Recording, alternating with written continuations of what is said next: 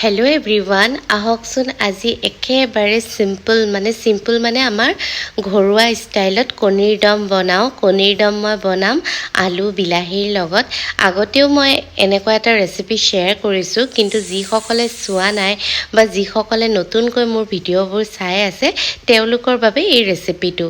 আৰু কণী আলু এনেকৈ মই কুকাৰতে বইল কৰি ল'লোঁ নিমখ দিলে কণীবিলাক ফাটি নাযায়। আৰু ইফালে বিলাহী আৰু পিঁয়াজো এনেকৈ কাটি লৈছোঁ। পিঁয়াজৰ কোৱান্টিটি সদায় কণীৰ দমত অকণমান বেছিকৈ দিলে ভাল লাগে। তাৰপিছত এয়া কণীখিনি বইল হোৱাৰ পিছত বাকলি গুচাই লৈ এনেকৈ ভাজি ল'লোঁ নিমখ হালধি আৰু কাশ্মীৰী ৰেড চিলি পাউডাৰ।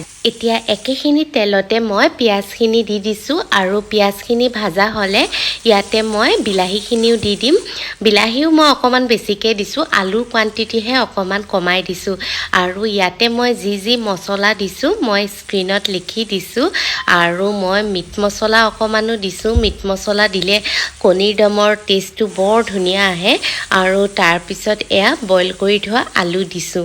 মই মাংসত হওক মাছত হওক বা কণীৰ দমত হওক সদায় আলুটো বইল কৰিয়ে দিওঁ, তেতিয়া আলুটো বহুত ধুনীয়াকৈ মজি যায় আঞ্জাখনত আৰু খাবলৈ বহুত টেষ্টি হয়।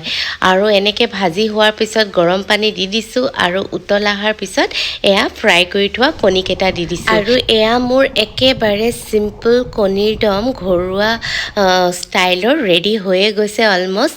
একেবাৰে শেষত মই এয়া গোটা কেঁচা জলকীয়া আৰু ধনিয়া পাত দি গাৰ্নিছ কৰিছোঁ।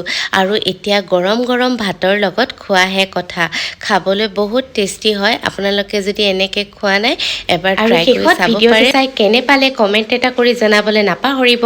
ভাল লাগিলে পেজটো ফ'ল' আৰু ভিডিঅ'টো শ্বেয়াৰ কৰি দিব। আকৌ লগ পাম।